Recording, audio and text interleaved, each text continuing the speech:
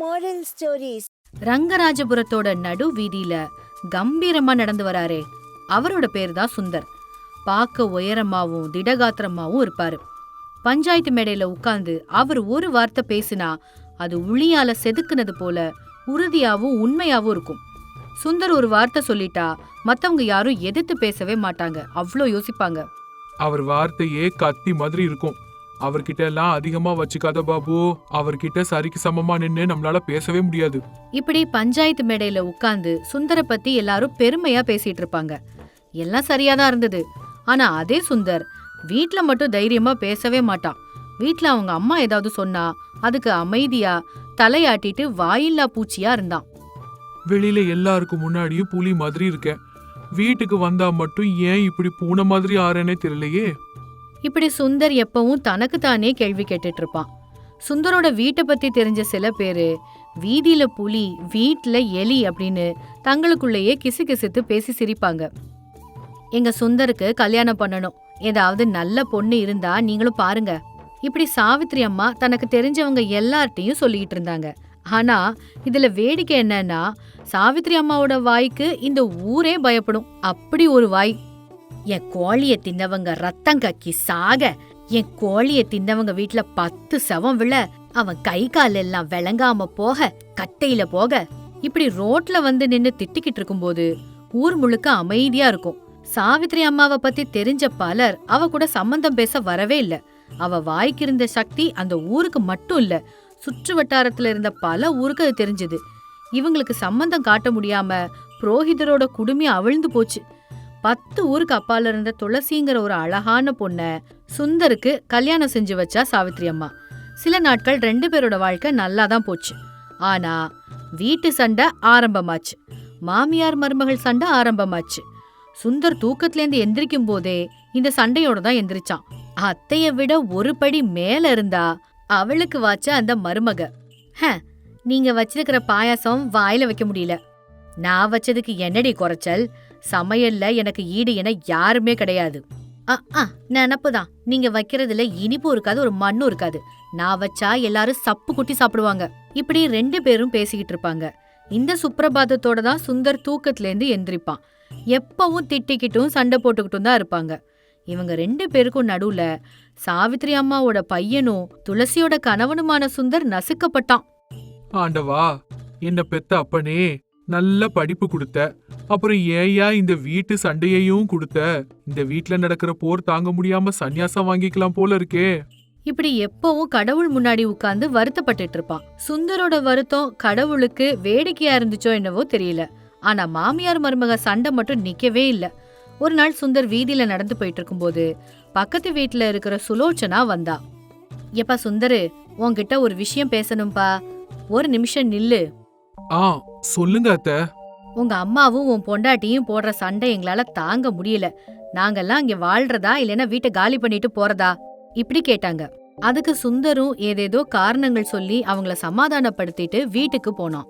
என் கையில இன்னைக்கு 2 பேரும் செத்தாங்க. என் அடிய பார்த்தது இல்லையே இந்த ஊரு, இன்னைக்கு அத பார்க்க போகுது. இப்படி கோவமா வீட்டுக்குள்ள காலடி எடுத்து வைக்கும் போதே அங்க பாத்திரங்களும் டம்ளரும் தூக்கி எரியப்பட்டு மாமியார் மருமகளோட சத்தங்கள் கேட்டுச்சு. ஆத்தாடி, இப்ப இவங்க 2 பேருக்கும் நடுவுல போனா நம்மள முடிச்சு விட்டுருவாங்க. நம்ம வீரத்தை எல்லாம் பொறுமையா வந்து காட்டிக்கலாம். இப்படி நினைச்சிட்டு சுந்தர் அங்கேருந்து வெளியில போயிட்டான். இந்த மாதிரி சுந்தர் இவங்க 2 பேருக்கும் நடுவுல அகப்பட்டுக்கிட்டு நசுங்கி போனான். ஒரு நாள் சுந்தர் நல்லா யோசிச்சு இவங்களோட சண்டையை எப்படியாவது நிறுத்தணும்னு ஒரு முடிவு செஞ்சான்.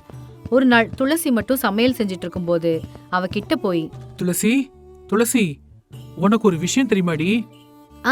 தெரியுமே, பக்கத்து ஊர்ல 4 பேர் செத்து போயிட்டாங்களாமே, பூச்சி மருந்து குடிச்சிட்டாங்களாங்க. அடியே, அது இல்லடி, என்னோட நண்பன் ஒருத்தன் இருக்கான். அவன் பட்டணத்துல இருந்து நம்ம ஊருக்கு வர்றான். இங்கேயே ஒரு தொழில் பண்ணணும்னு யோசனை வச்சிருக்கான். இது நீங்க சொல்லாம எனக்கு எப்படிங்க தெரிய வரும்? 4 பேர் எங்கேயோ செத்து போயிட்டாங்கன்னா அந்த செய்தி மட்டும்தான் சீக்கிரமா வருது. கடவுளே, நான் சொல்றத முழுசா கேளுடி, நீயும் உன் சாவு கூப்பாடும். அவன் லட்டு வியாபாரம் செய்யணும்னு நினைக்கிறான். நம்ம வீட்ல உட்கார்ந்து லட்டு செஞ்சு அவனுக்கு அனுப்புனா போதும். அப்படி பண்ணா நமக்கு நல்ல வருமானம் வரும். ஆனா என் அம்மா மாதிரி உனக்கு லட்டு செய்ய தெரியாதுல்ல, அதனால வேண்டான்னு சொல்லலான்னு நினைக்கிறேன். என்னது, உங்க அம்மாவை விட நான் எந்த வகையில குறைஞ்சு போயிட்டேன்? இந்த லட்டு வியாபாரத்தை நம்ம செய்யறோம். அருமையான லட்டு நான் செஞ்சு காட்டுறேன். அப்படி கரண்டியில சபதம் செஞ்சா. அப்படியே கொஞ்ச நேரத்துக்கு அப்புறமா தனியா செடிகளுக்கு தண்ணி ஊத்திட்டு இருந்த சாவித்ரி அம்மா கிட்ட போனா சுந்தர். இல்லாத தைரியத்தை எல்லாம் வரவழைச்சுக்கிட்டு அவங்க கிட்ட இப்படி சொன்னான். அம்மா அம்மா, நான் லட்டு வியாபாரம் ஆரம்பிக்கலான்னு நினைக்கிறேன். உனக்கும் எப்படியும் வயசாயிடுச்சு, அதனால துளசிய வச்சு செய்யலான்னு முடிவு பண்ணியிருக்கேன். எப்படியும் உன்னால அவ கூட போட்டி போட முடியாது தானே? இப்படி சொல்லவும் சாவித்ரி அம்மாவுக்கு ஒரேடியா உக்ரம் பொங்கி வந்துருச்சு. கையில இருந்த குடத்தை டபால்னு கீழே போட்டுட்டு, அப்படின்னா அந்த மேனாமினிக்கிய விட நான் குறைவு நினைச்சிட்டு இருக்கியா? என்ன பார்த்தா உனக்கு எப்படிடா தெரியுது? நானும் லட்டு செய்வேன். இப்படி ஆவேசமா சொன்னாங்க. சுந்தர் தான் போட்ட திட்டம் பலிச்சிருச்சுன்னு ரொம்ப சந்தோஷப்பட்டு 2 பேருக்கும் லட்டு செய்ய தேவையான பொருட்களை வாங்கிட்டு வந்து கொடுத்தான். இனி மாமியாரும் மருமகளும் வீட்ல 2 பக்கமும் உட்கார்ந்து லட்டு செய்ய ஆரம்பிச்சாங்க. சுந்தர் அந்த லட்டெல்லாம் எடுத்துட்டு போய் மிட்டாய் கடையில கொடுப்பான். அதனால வருமானம் வந்துச்சு. அந்த வருமானம் நாளுக்கு நாள் கூடிக்கிட்டேவும் போச்சு. அம்மா, இன்னைக்கு நீ பண்ணின லட்டு ரொம்ப அருமையா வந்திருக்கு. எல்லாரும் உன்னை ரொம்ப பாராட்டினாங்க. இப்படி சுந்தர் சொன்னா அடுத்த நாள் துளசி ரொம்ப பிடிவாதத்தோட இன்னும் ரொம்ப சிறப்பான லட்டுகளை செய்வா. ஒருவேளை சுந்தர் துளசி கிட்ட, துளசி, நீ செய்யற லட்டுக்காக ஜனங்க எல்லாம் முட்டி மோதுறாங்களாம். நாளைக்கு இன்னும் 200 லட்டு அதிகமா பண்ணு. டவுன் முழுக்க உன்னோட லட்ட பத்தி தான் ஒரே பேச்சா இருக்கு. இப்படி துளசிய புகழ்ந்தா சாவித்ரி அம்மாவுக்கு பிடிவாதம் ரொம்ப அதிகமாயிடும். அடுத்த நாள் சாவித்ரி அம்மா இன்னும் அற்புதமா லட்டு செய்வாங்க. அதோட சுவையும் தரமும் அலாதியானதா இருக்கும். இப்படி இவங்க ஒருத்தரோட ஒருத்தர் போட்டி போட்டு லட்டு செஞ்சதுனால வியாபாரம் சூடு பிடிச்சுது. அதோட வீட்ல அவங்களுக்கு சண்டை போட நேரமே இல்லாததால மன அமைதியும் கிடைச்சது. அந்த சமயத்துல சுந்தரம் மாதிரி சந்தோஷமான ஆளு இந்த பூமியில வேற யாருமே இல்ல. எல்லாம் நல்லா தான் போயிட்டு இருந்துச்சு. ஒரு நாள் ஒரு சாமியார் சுந்தர் இல்லாத நேரத்துல அந்த வீட்டுக்கு வந்தாரு. பவதி பிக்ஷான் தேஹி, அன்னதானம் செஞ்சு கொஞ்சம் புண்ணியத்தை கட்டிக்கோங்கம்மா. இப்படி சத்தமா சொல்லவும் சாவித்ரி அம்மா அதை கேட்டுட்டு 2 லட்டுகளை கொண்டு வந்து சாமியார் கிட்ட கொடுத்தாங்க. அதை சாப்பிட்டுட்டு அவர் போகும்போது, ஒரு நிமிஷம் சுவாமிஜி, புண்ணியம் எனக்கு கூட வேணும், இதையும் எடுத்துக்கோங்க. அவங்க பண்ணது மட்டும் இல்ல, நான் பண்ண லட்டுகளையும் சாப்பிடுங்க. இப்படி துளசி அவ பண்ண 2 லட்டுகளையும் கொடுத்தா. சுவாமிஜி அதை சாப்பிட்டுட்டு ரொம்ப திருப்தியானாரு. சந்தோஷம் அம்மா, நான் போயிட்டு வரேன். இப்படி சொல்லவும், நெல்லுங்க அப்படி சொல்லி சாவித்ரி அம்மா ஒரு லட்டு மூட்டைய கொடுத்தாங்க. உங்க வீட்ல இருக்கிறவங்களும் சாப்பிடுவாங்கல்ல, எடுத்துட்டு போங்க. இப்படி சொல்லவும் சுவாமிஜி இன்னும் மகிழ்ச்சி அடைஞ்சு அதை வாங்கிட்டு போகும்போது துளசியும் சாமியார நிறுத்தி அவளும் ஒரு மூட்டை கொடுத்தா. அம்மா, ரொம்ப சந்தோஷம். நீங்க 2 பேரும் காட்டின அன்புல நான் ரொம்ப வியந்து போயிட்டேன். இனிமே இந்த வீட்ல எல்லாம் நல்லதே நடக்கும். அப்படி ஆசீர்வாதம் பண்ணிட்டு போயிட்டாரு. சாயங்காலம் சுந்தர் வந்ததும் இந்த விஷயத்த அவன்கிட்ட சொன்னாங்க. உங்க மாமியார் மருமகள் போட்டியில இன்னைக்குதான் உருப்படியான ஒரு விஷயம் பண்ணிருக்கீங்க. இப்படி இவங்க 2 பேர்கிட்டயும் சொன்னான். அன்னைக்கு ராத்திரி ரொம்ப சுமூகமா முடிஞ்சுது. அடுத்த நாள் சுந்தருக்கு ஒரு பொன்னான செய்தி காத்திருந்துச்சு. அதாவது துளசி கர்ப்பமா இருக்கான்னு தான். அந்த நிமிஷம் சுந்தர் துள்ளி குதிச்சு சந்தோஷப்பட்டான். கல்யாணமாகி 2 வருஷம் கழிச்சு வீட்ல ஒரு சந்தோஷ செய்தி சொல்லிருக்காங்க. என்னங்க, அந்த சுவாமிஜி நம்ம வீட்டுக்கு வந்துட்டு போனதுல இருந்து நம்ம வீட்ல எல்லாமே நல்லதாவே நடக்குது. அவருக்கு நிஜமாவே ஏதோ பெரிய சக்தி இருக்குது. இப்படி சொன்னா துளசி. உடனே அவனுக்கு மனசுல ஒரு யோசனை தோணுச்சு. அவர் எங்க இருப்பாருன்னு கண்டுபிடிச்சு அவரை பாக்குறதுக்காக புறப்பட்டு போனா சுந்தர். சுவாமிஜி ஒரு இடத்துல அமைதியா தியானத்துல இருந்தாரு. அவரோட தியானத்தை கலைக்க விருப்பம் இல்லாம பொறுமையா காத்திருந்தான். தம்பி, யாருப்பா நீ? என்ன விஷயம்? எதுக்காக ஏன் முன்னாடி நிக்கிற? அப்படி ரொம்ப அக்கறையோட கேட்டாரு. சுவாமி, நானு நேத்து நீங்க வரம் கொடுத்தீங்களே, ஒரு மாமியார் மருமகள், அவங்களுக்கு நடுவுல மாட்டிட்டு முழிக்கிற பையன், புருஷன். சுவாமிஜி அவனை உன்னிப்பா கவனிச்சாரு. கல்யாணம் ஆகி எத்தனை வருஷம் ஆச்சு? 2 வருஷம் ஆச்சு சுவாமிஜி. நல்ல நசுங்கி போய்தான் இருக்க. ஐயா, எல்லாரும் என்ன பார்த்து வாயில்லாத பூச்சி, பூஞ்ச மனசுக்காரன் இப்படிலாம் சொல்றாங்க. தயவு செஞ்சு எல்லாத்தையும் தைரியமா பேசுற சக்தியும் என்னோட கருத்தை தைரியமா வெளிப்படுத்துற வரத்தையும் எனக்கு கொடுங்கய்யா. அப்படி வாயை திறந்து மொத்தத்தையும் சொன்னான். இது எல்லாத்தையும் கேட்டுட்டு இருந்த சுவாமிஜி, நீ ரொம்ப அதிர்ஷ்டசாலி தம்பி. நாக்கு இருக்கிறவங்க அவங்க இஷ்டம் போல பேசி எதிரில இருக்கிறவங்கள ரொம்ப கஷ்டப்படுத்துறாங்க. தேவையில்லாத விஷயங்கள் எல்லாம் நிறைய பேசி அவங்க தலைக்கு மேல பாரங்களை ஏத்துறாங்க. உனக்கு அந்த மாதிரி பிரச்சனை எல்லாம் எதுவும் இல்ல. மன அமைதியோட சந்தோஷமா இரு. குறைஞ்சபட்சம் அம்மாவையும் பொண்டாட்டியையும் எப்படி சமாளிக்கிறதுனாவது கொஞ்சம் சொல்லுங்க குருவே. அந்த விஷயம் மட்டும் எனக்கு தெரிஞ்சிருந்தா நான் ஏப்பா சந்நியாசம் வாங்க போறேன் சொல்லு. பாவம், வாயில்லா பூச்சியோ என்னவோ, எப்படித்தான் நீ வாழ போறியோப்பா. இப்படி சொல்லிட்டு சுவாமிஜி மறுபடியும் தியானத்துல ஆழ்ந்துட்டாரு. சுந்தருக்கு விஷயம் புரிஞ்சிருச்சு. சந்தைக்கு போய் நல்ல பஞ்சா தனக்காக வாங்கிக்கிட்டான். மாமியாருக்கும் மருமகளுக்கும் சண்டை வரும்போதெல்லாம் அந்த பஞ்ச காதுல வச்சுக்கிட்டு அமைதியா உட்கார்ந்துட்டான். குழந்தைங்களோட சந்தோஷமா இருந்தான். வாய் பேச முடியாத கணவன்களுடைய நிலை இதுதானோ?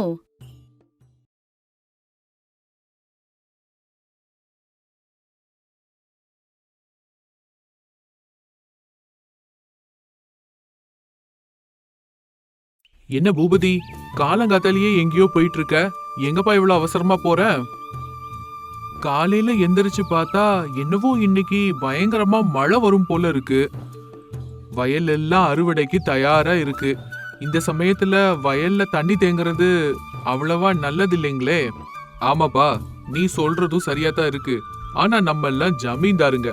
இந்த மாதிரி வேலையெல்லாம் நமக்கு கீழே வேலை பாக்குறவங்கள வச்சுதான் நம்ம வேலை வாங்கணுமே தவிர நம்ம இதெல்லாம் செய்யக்கூடாது. யாரு செஞ்சா என்ன வீரையா? இப்போ அந்த வேலைக்காரங்க கிட்ட நான் சொல்லி அவங்க வந்து வயலுக்கு போய் வேலை ஆரம்பிக்கிறதுக்குள்ள மழை வந்துருச்சுன்னா, எவ்வளோ பெரிய ஜமீன்தாரா இருந்தாலும் நம்மளும் கொஞ்சம் கைய கால அசைச்சு வேலை பார்க்கணும்ப்பா. அதான் நல்லது. உன்னோட இதான்ப்பா பெரிய பஞ்சாயத்தா போச்சு. எப்ப பார்த்தாலும் ஏதாவது வேலை செய்யறேன்னு கிளம்பி போயிடுற. நம்ம ஜமீன்தாருங்கள்லயே வேலை செய்யற ஒரு ஆள் இருக்கான்னா அது நீதான்ப்பா. வீரையா, இப்போ உள்ள பசங்க எல்லாம் படிச்சு வெளியூருக்கு போயிடுறாங்க. நாளைக்கு நம்ம கிட்ட வேலை செய்யற இந்த விவசாய ஆட்கள் எல்லாருமே ஒரு நாள் வயசானவங்களா ஆயிடுவாங்க. அவங்களோட பசங்க எல்லாம் பட்டணத்துல வேலை தேடி போயிடுறாங்க. அப்ப இந்த வேலையெல்லாம் கண்டிப்பா நம்ம தான் பண்ணணும். எப்பவோ ஏதோ நடக்க போகுதுன்னு இப்பவே நீ இந்த மாதிரி எல்லாம் நடந்துக்கிறது கொஞ்சம் கூட நல்லா இல்ல பூபதி. வீரையா, உன்கிட்ட இந்த மாதிரி நின்று தர்க்கம் பண்றதுக்கு எனக்கு நேரம் இல்ல. மழை சீக்கிரமா வந்துரும் போல இருக்கு. நான் சீக்கிரமா வயலுக்கு போகணும், விடு. இப்படி சொல்லிட்டு பூபதி அங்கிருந்து கிளம்பி வயலுக்கு போய் வேலை செய்ய ஆரம்பிக்கிறாரு. கொஞ்ச நேரம் கழிச்சு பூபதி கிட்ட வேலை பார்க்கிற கோவிந்தன் அங்க வந்து, ஐயா, என்னையா நீங்க எப்பவுமே எனக்கு முன்னாடியே வந்து நீங்க வேலைய ஆரம்பிக்கிறீங்க? இதெல்லாம் நான் செய்ய வேண்டிய வேலைங்க. ஐயோ, இப்பதான் வீரையா கிட்ட இத பத்தி பேசி புரிய வச்சேன். இதுக்கு மேல என்னால முடியாதுடா, நீ வேலைய ஆரம்பி. ஐயா, நீங்க அவசரப்பட்டு இங்க வந்துட்டீங்க ஐயா. இந்த மேகங்கள் எல்லாம் மழை தராம அப்படியே நகர்ந்து போயிடும். இந்த மாதிரி மேகங்கள் எத்தனை வாட்டி பார்த்திருக்கேன்.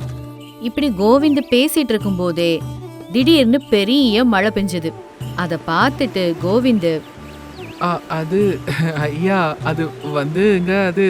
அப்படி ஏதோ சொல்லணும்னு நினைக்கும் போது பூபதி குறுக்கிட்டு, கோவிந்து, நீ சொன்னது சரிதான்டா. இது மழை கொடுக்காம நகர்ந்து போற மேகம் தான். ஆனா சில சமயம் நம்மளோட கணக்கு தப்பாகி இந்த மாதிரி பெரிய மழை கூட பெஞ்சிடும். அதனால எப்பவுமே நம்ம முன்ஜாக்கிரதையா இருக்கிறது நமக்கு தானப்பா எப்பவும் நல்லது. சரிதாங்க ஐயா. சரி, நீங்க நகர்ந்துக்கோங்க. இதுக்கப்புறம் உள்ள வயலுக்கெல்லாம் நான் வரப்பு விட்டுறேன். கோவிந்து, மழை எப்படி பெய்யுதுன்னு பாத்தியாடா? உன் ஒருத்தனால மட்டும் எப்படி இதை பண்ண முடியும்? நானும் கூட சேர்ந்து வேலை செய்யறேன். இப்படி பூபதி மண்வெட்டியை எடுத்துக்கிட்டு வயல்ல வேலை செய்ய ஆரம்பிச்சாரு. இப்படி அவங்க 2 பேரும் சேர்ந்து அந்த மழையில வேலை செஞ்சுட்டே இருந்தாங்க. இப்படிதான் பூபதி யாரோட கையையும் நம்பாம, அவரே பெரிய ஜமீன்தாரா இருந்தாலும் கூட அவர் கஷ்டப்பட்டு உழைச்சிட்டு தான் இருந்தாரு. இப்படி கொஞ்ச நாட்கள் போச்சு. பூபதி கிட்ட கணக்கு வழக்குகள் பாக்குற சுதாகர் வந்து பூபதி கிட்ட இப்படி கேட்டாரு, ஐயா, இந்த வருஷம் கணக்கு வழக்குங்கள்லாம் பார்க்கலாமா? சுதாகரு, நீ என்னோட சின்ன வயசு நண்பன்டா. உன்னை நான் வேலையில வச்சதுக்கு காரணமே உன் மேல இருக்கிற பூர்ண நம்பிக்கை தான். இந்த கணக்கு வழக்கெல்லாம் என்கிட்ட சொல்லணும்னு இல்ல. வந்த பணத்துல இருந்து நம்ம வேலைக்காரங்க எல்லாருக்கும் சம்பளம் கொடுத்துடு. இப்படி சொல்லிட்டு பூபதி வீட்டுக்கு போயிடுறாரு. இந்த விஷயம் தெரிஞ்ச பூபதியோட மனைவி சுசீலா, நீங்க என்னதாங்க வேலை பண்றீங்க? அவர் உங்க சின்ன வயசு நண்பரா இருந்தா இருக்கட்டும், அதுக்காக அவர்கிட்ட கணக்கு வழக்குகள்லாம் பார்க்காம இருக்கிறது எப்படிங்க? உங்களுக்கு சங்கடமா இருந்தா சொல்லுங்க, நான் அந்த சுதாகர் கிட்ட எல்லா கணக்கு வழக்குகளையும் சரி பார்க்கறேன். சுசிலா, உனக்கு மனுஷங்க மேல நம்பிக்கைங்கிறது சுத்தமா போயிடுச்சு. வெளியில இருக்கிறவங்கள நீ நம்பலைனாலும் என்ன நம்புறதானே? அவன் அந்த மாதிரி தப்பான வேலை ஒரு நாளும் செய்ய மாட்டான். நான் சொன்னா நீங்க என்னைக்கு கேட்டிருக்கீங்க? ஏதோ பண்ணுங்க, உங்க இஷ்டம் தானே. இப்படி கோவப்பட்டுட்டு அங்கிருந்து போயிட்டா சுசீலா. இந்த மாதிரி தான் பூபதி தன்னோட கணக்கு வழக்குகளை ஒரு நாளும் சரி பார்த்தது கிடையாது. கொஞ்ச நாட்கள் இந்த மாதிரி போச்சு. ஏங்க, நம்ம ராதா இருக்கால்ல, அவ நம்ம பொண்ணு திவ்யாவுக்கு ஏதோ ஒரு வரன் பாத்திருக்காளாம். பையன் பாக்குறதுக்கு ரொம்ப நல்லா இருப்பானா. நம்மளும் ஒரு தடவை போய் பார்த்துட்டு வரலாங்க. பையனை எல்லாருக்கும் பிடிச்சிருந்தா இந்த சம்பந்தத்தை மேற்கொண்டு பேசலாம். ஆ, இந்த விஷயத்த ராதா என்கிட்டயும் சொன்னா. ஆனா நான் எதுவும் வாயே திறக்கலையா, அதனாலதான் மறுபடியும் உன்கிட்ட வந்து சொல்லியிருக்கா. ஆமா ஆமா, அந்த விஷயத்த என்கிட்ட கூட சொன்னாதான். சரி, இப்ப நீங்க என்ன சொல்றீங்க? என்ன சொல்லணும்? சரி வா போய் பார்த்துட்டு வரலாம். அதுக்கப்புறம் பூபதியும் சுசீலாவும் பொண்ணு பாக்குறதுக்கு நாள் குறிச்சாங்க. அதுக்கப்புறம் கல்யாண பேச்சுகள் பேசுறதுக்காக போனாங்க. அப்போ கல்யாண மாப்பிள்ளைய எல்லாருக்கும் ரொம்ப பிடிச்சது. பையன் ரொம்ப நல்லா இருக்கான்லங்க. ஆமாம்மா, எந்த வேலையா இருந்தாலும் சுயமா தானே செய்யணும்னு நினைக்கிற ஒரு பையன். எனக்கு கூட இந்த பையனை ரொம்ப ரொம்ப பிடிச்சிருக்கு. ஆஹா, அப்புறம் என்ன, எல்லாம் சுபந்தான். கல்யாணத்தை நடத்திடுவோம். ஆமா ஆமா, சும்மா அப்படி இப்படிலாம் கிடையாது. இந்த சுத்து பக்கத்திலேயே இப்படி ஒரு கல்யாணம் நடக்காத வகையில ஆடம்பரமா நம்ம பொண்ணோட கல்யாணத்தை சிறப்பா நடத்தணும். இப்படி ரொம்ப சந்தோஷமா சொன்னாரு பூபதி. அதுக்கப்புறம் மாப்பிள்ளை வீட்டுக்காரங்க கிட்ட சொல்லி கல்யாணத்துக்கு நல்ல முகூர்த்தமும் பார்க்க சொன்னாரு. நம்ம பொண்ணோட கல்யாணத்தன்னைக்கு நம்ம பொண்ணுக்கு ஏதாவது ஒரு பெரிய பரிசு கொடுக்கலாம்னு நினைக்கிறேன். அப்படியா? என்னங்க அது? நம்ம பொண்ணுக்கு ரொம்ப பிடிச்ச தோட்டத்து பங்களா இருக்குல்ல, அந்த தோட்டத்தோட சேர்த்து அந்த பங்களாவையும் அவ பேருக்கே எழுதி வச்சிடலான்னு பாக்குறேன். இந்த விஷயம் மட்டும் அவளுக்கு தெரிஞ்சதுன்னா சந்தோஷத்துல துள்ளி குதிப்பா. ஆ சரி, இந்த சுதாகர் எங்க போனா? டேய் சுதாகர், இங்க வா. இப்படி சொல்லவும் சுதாகர் வேகமா பூபதி கிட்ட வந்தாரு. சுதாகர், நம்மளோட தோட்டம் அப்புறம் தோட்டத்து பங்களா எல்லாத்தையும் திவ்யா பேர்ல மாத்தி எழுதுறதுக்கான வேலையை பாரு. எந்த தோட்டம், எந்த பங்களா? இது என்னடா, எந்த தோட்டம்னா? அதுதான் அந்த மலைக்கு பின்னாடி நம்மளுக்கு 20 ஏக்கர்ல மாந்தோப்பு ஒண்ணு இருக்குல்ல, அந்த பங்களா, அததான் சொல்றேன். ஓ அதுவா? ஆனா அது என்னோடதாச்சே.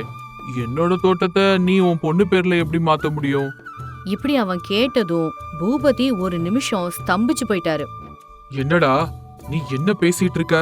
உன்னோட தோட்டம் எப்படி? அதுவா, போன வருஷம் என் மேல மாத்தி எழுதி கொடுத்தியே, உனக்கு அதுக்குள்ள மறந்து போச்சா? வேணும்னா இந்த காகிதங்களை பாரு. என்னது, நீ என்ன சொல்லிக்கிட்டு இருக்க? நான் உனக்கு எழுதி தரதா? இப்படி பூபதி சுதாகர் கிட்ட கேள்வி மேல கேள்வி கேட்க, பூபதி ஜாக்கிரதையா பேசு. நீ ஒரு ஜமீன்தார பார்த்து என்ன சொல்ற?